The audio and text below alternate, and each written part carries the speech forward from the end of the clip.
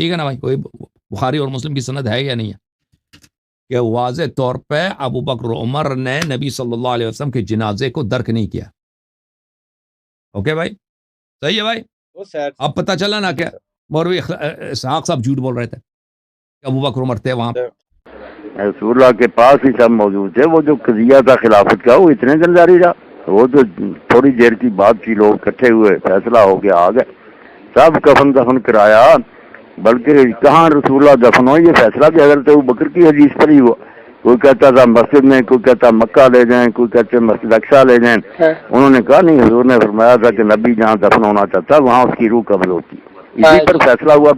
نہیں کہیں نہیں گئے ہوئے تھے نا کوئی بات. وہ ٹھیک ہے، کفن کا انہوں نے پوچھا. جب ان کا وقت آخر آیا نا تو انہوں نے اپنی بیٹی سے پوچھا کہ اچھا رسول اللہ کو کتنے کپڑوں میں کفن دیا. اس سے یہ نتیجے خام خواہ برے نکالنے سے نا ہمارے سارے فوت ہوتے ہیں، لوگ کفن دیتے ہیں، کوئی ایک ایک بندہ جو ہے نا اس وقت یہ پڑتال کرتا پھرتا. وہ چونکہ رسول اللہ نے خود ہی کہہ دیا تھا کہ مجھے غسل کفن اور لیز میں اتارے میرے خاندان کے لوگ، علی اور میرا چاچا اور دوسرے. کیونکہ آپ کے علم میں تھا کہ شوق تو سب مسلمانوں کا ہوگا کہ ہم یہ ساتھ حاصل کریں. آپ نے منع کر دیا کہ نہ جھگڑا نہ کرنا، یہ غسل کفن دفن دینا میرے خاندان کے لوگوں کی ذمہ داری. کافی کا حوالہ جنازے کے بارے میں ہوگا نا کہ آپ بتایا ایک آدمی نے آ کر حضرت علی کو کہ لوگ جمع ہو گئے اور وہ ابو بکر کے پیچھے نماز جنازہ پڑھنا چاہتے ہیں حضور کی. یہی حوالہ تھا. جی یہی حوالہ تھا.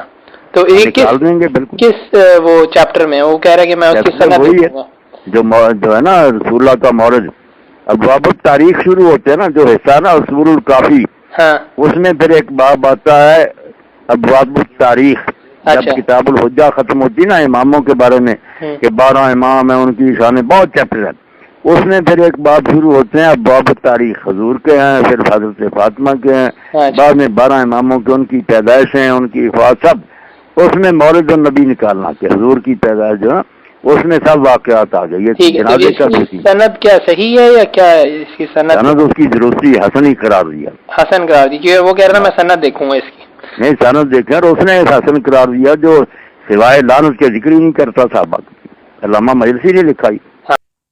جن لوگوں کا یہ دعویٰ ہے کہ اللہ کے نبی صلی اللہ علیہ وسلم پر موت نہیں آئی، آپ فوت نہیں ہوئے، ان سے سوال کیجئے کہ تمہارا فہم زیادہ ہے یا پیارے نبی کے صحابہ اور پیارے نبی کے یار غار ابو بکر صدیق کا؟ تمہیں اللہ کے نبی صلی اللہ علیہ وسلم سے زیادہ پیار ہے یا ابو بکر صدیق رضی اللہ عنہ وارضاہ کو زیادہ پیار تھا؟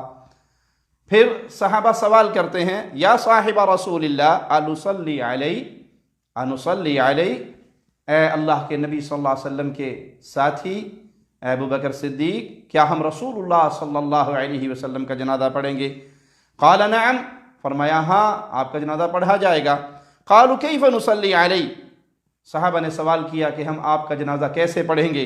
قال يدخل قوم فيكبرون ويصلون ويدعون ثم يخرجون ثم يدخل غيرهم حتى يفرغوا. اللہ کے پیارے نبی صلی اللہ علیہ وسلم کہ جنازے کا طریقہ یہ ہوگا کہ ایک قوم اندر داخل ہوگی جو تکبیر کہے گی، درود پڑھے گی، پھر دعا مانگے گی، پھر باہر نکل جائے گی، پھر دوسری قوم، دوسرا گروہ داخل ہوگا اور وہ اسی طرح کرے گا یہاں تک کہ سب کے سب اس ذمہ داری سے فارغ ہو جائیں. اس حدیث سے واضح ہوا کہ رسول اللہ صلی اللہ علیہ وسلم کے صحابہ نے پیارے نبی صلی اللہ علیہ وسلم کا جنازہ پڑھا، مگر یہ نماز بغیر امام کے تھی اور گروہ در گروہ اندر داخل ہوتے گئے اور کسی امام کی اقتدا نہیں ہوئی. کتاب الام جلد 1 صفحہ 275 پر امام شافعی رحمہ اللہ کا قول ہے فقد صلی الناس علی رسول اللہ صلی اللہ علیہ وسلم افرادا، پیارے نبی صلی اللہ علیہ وسلم کا جنازہ لوگوں نے گروہ در گروہ پڑھا کسی امام کی امامت کے بغیر. وذالک لعظم امر رسول اللہ صلی اللہ علیہ وسلم، اور یہ اس لیے آپ کی عظمت کی بنا پر. اسی طرح امام ابن عبد البر رحمہ اللہ نے تمہید جلد 24 صفحہ 397 پر لکھا وَأَمَّا صَلَاةُ النَّاسِ عَلَيْهِ أَفْذَاذًا، اور رہا لوگوں کا ٹولیوں کی صورت میں نبی کریم صلی اللہ علیہ وسلم کا جنازہ پڑھنا، فَمُجْتَمَعٌ عَلَيْهِ عِنْدَ أَهْلِ السِّيَرِ وَجَمَاعَةِ أَهْلِ النَّقْلِ لَا يَخْتَلِفُونَ فِيهِ، تو سیرت نگار اور ناقلین حدیث ان سب کا اجماع ہے اس بات پر، اور اس میں سے کوئی بھی اختلاف نہیں کرتا۔ جن لوگوں کا یہ دعویٰ ہے کہ صحابہ نے جنازہ نہیں پڑھا، تو اس کی کوئی دلیل ہمارے علم میں نہیں۔ جو احادیث ہم تک پہنچی اس سے یہی ثابت ہوا کہ رسول اللہ صلی اللہ علیہ وسلم کا جنازہ پڑھا گیا۔ ہاں، آپ کا اس جنازے کا طریقہ کار جو حدیث میں بیان ہوا وہی تھا، کوئی امام نہیں تھا، ٹولیاں داخل ہوتی تھی، تکبیر کہتی، درود پڑھتی، دعا کرتی اور نکل جاتی۔ اور یہ کہتے ہیں جنازہ نہیں پڑھے، جنازے پڑھے ہیں یار، جنازہ تو 3 دن تک ہوتا رہا، خلافت تو پہلے دن اسٹیبلش ہو گئی تھی، ایویں جھوٹ بولتے ہیں۔ لاکھوں لوگوں نے جنازہ پڑھا ہے نبی علیہ السلام کا۔ سوموار کی صبح وفات ہوئی ہے، بخاری مسلم میں آتا ہے۔